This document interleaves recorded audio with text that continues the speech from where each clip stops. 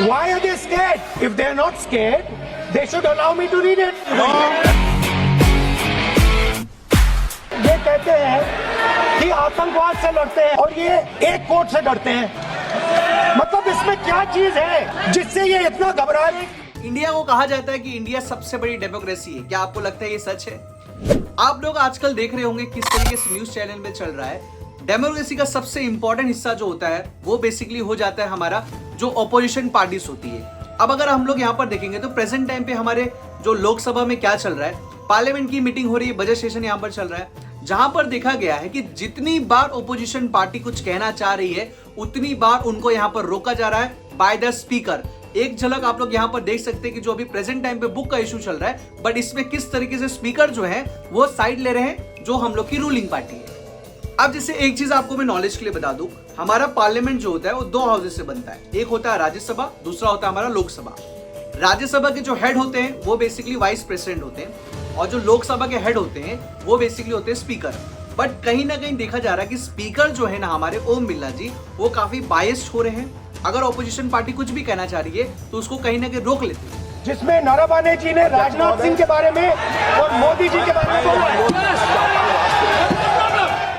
अब जैसे ये इशू चल रहा है एक बुक पे रिलेटेड, MM नारावने जो आर्मी चीफ थे, एक्स आर्मी चीफ है अभी, उन्होंने एक बुक लिखी थी जब गलवान वैली का चाइना और इंडिया का यहाँ पर वॉर चल रहा था, तो किस तरीके से वो बेसिकली वेट कर रहे थे कि उनको कहीं ना कहीं से ऑर्डर आए और उसके वो अटैक कर सके। बट उस बुक में उन्होंने साफ साफ लिखा हुआ है जिसमें बताया जा रहा है कि उनको कोई भी ऑर्डर नहीं आया था। अगर वो डिफेंस मिनिस्टर को कॉल करते थे तो वो कहते थे कि थोड़ा सा में रुक जाइए।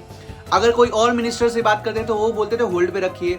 फिर कुछ समय बाद उनको कोई और मिनिस्टर बोलता था कि आपको जो मन कर रहा है वो कर लीजिए। मतलब ये देखिए हमारा किस तरीके से इंडिया को संभाला जा रहा है। साथ ही साथ अगर हम लोग यहाँ पर अंडरस्टैंड करेंगे, राहुल गांधी चाह रहे थे कि हम लोग क्या करेंगे, जो बुक में लिखा हुआ है, अब भले वो बुक पब्लिश नहीं हुई है, बुक को अभी भी किस में डाल के रखा, रिव्यू में करके रखा हुआ है कि जब ये रिव्यू हो जाएगा तब इसको हम लोग क्या करेंगे, आगे लाएंगे। और ये काफी साल से अभी भी रिव्यू में चल रहा है। तो इसमें बेसिकली राहुल गांधी ये चाहते हैं कि ये कुछ जो बुक की बातें रहेंगी वो जनता के सामने आए। बट हमारी जो रूलिंग पार्टी है वो उसको कह रही है कि नहीं भाई, यहाँ पर ये इसको हम लोग नहीं ला सकते हैं क्योंकि अभी इसका रिव्यू खत्म नहीं हुआ है और कितने सालों से रिव्यू चलते जा रहा है। अब जैसे हम सब जानते हैं कि यहाँ पर बजट सेशन चल रहा है और बजट सेशन के बाद जो प्राइम मिनिस्टर होते हैं मोशन ऑफ थैंक्स देते हैं।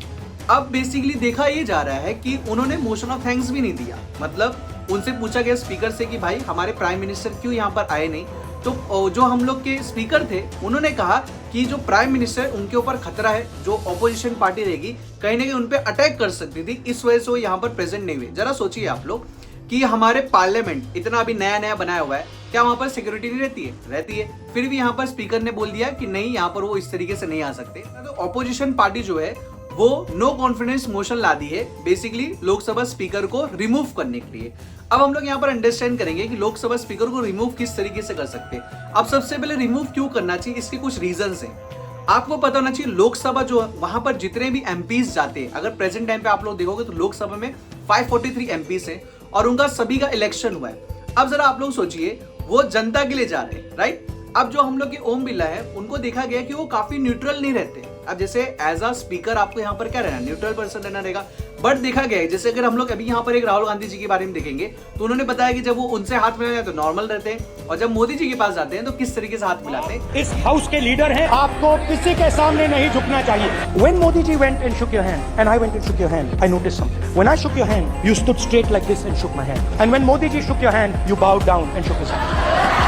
कहीं ना कहीं दिखाता है कि जो स्पीकर है ना वो रूलिंग पार्टी का एकदम प्रॉपर तरीके से मिला हुआ है। और बेसिकली होगा भी क्यों नहीं, क्योंकि जो रूलिंग पार्टी रहती है जिसके पास मेजोरिटी वोट रहती है उनका स्पीकर पार्लियामेंट में बैठता है। तो अब अगर हम लोग यहाँ पर अंडरस्टैंड करें किस तरीके से हम लोग ओम बिरला जी को निकाल सकते, सबसे पहला चीज तो मैं आपको यहाँ पर बता दूं, ये पॉसिबल ही नहीं हो पाएगा। क्यों पॉसिबल नहीं हो पाएगा? जैसे अगर अपने को स्पीकर को निकालना रहेगा तो हमें मेजोरिटी चाहिए रहती है। जैसे अगर हम लोग यहाँ पर देखेंगे तो 543 जो होती है टोटल सीट्स है, उसका आधा लगभग हम लोग समझ लेंगे 272 प्लस अगर इतने एमपीस ने साइन किया या इतने एमपीस ने वोट किया तब जाके जो हम लोग स्पीकर रहेंगे वो रिमूव हो सकते हैं। अब तक बताया जा रहा है कि 118 या 120 एमपीस ने साइन कर लिया है, जो भी बेसिकली किसके, ओपोजिशन पार्टी के। तो यहाँ पर ये तो फिक्स है, क्योंकि यहाँ पर अगर आप लोग देखोगे तो प्रेजेंट टाइम पे एनडीए गवर्नमेंट की ज्यादा मेजोरिटी दिख रही होगी, तो ये तो पॉसिबल नहीं हो पाएगा। बट एक कहीं ना पब्लिक के लिए एक संदेशा रहेगा कि हमारी डेमोक्रेसी आज भी कहीं ना कहीं खतरे में पहुंच चुकी है। यहाँ पर जो स्पीकर रहेंगे, अगर न्यूट्रलिटी के साथ में अगर वो नहीं चलेंगे तो प्रॉपर तरीके से जो फंक्शनिंग होती है वो यहाँ पर नहीं हो पाएगा। बार बार अगर आप ओपोजिशन पार्टी कुछ आपसे कह रही है, अगर आप उनका माइक बंद कर दोगे तो जो क्रिटिसिज्म होता है वो आप कैसे सुनोगे, है कि नहीं। अब जैसे देखो, लाइफ में ना क्रिटिसिज्म भी इंपॉर्टेंट होता है, हमें मालूम पड़ता है कि हम लोग कहाँ पर गलतियां कर रहे हैं। अब जो लीडर ऑफ ओपोजिशन होते हैं वो तो यहाँ पर कंसिडर कर रहे हैं, बट जो स्पीकर रहेंगे वो यहाँ पर उनको ही रोक दे रहे हैं। अब आगे देखते हैं क्या डिसीजन होता है। ये गारंटी है कि यहाँ पर ओम बिरला जी का रिमूवल नहीं होगा, बट एक कहीं ना कहीं एक सबक हमारे डेमोक्रेसी के लिए जरूर रहेगा। तो अगर आपको वीडियो पसंद आया तो लाइक शेयर सब्सक्राइब जरूर करिए, और इसी तरीके से आप लोग वीडियोस देखते रहिए। मिलते हैं नेक्स्ट वीडियो में। जय हिंद।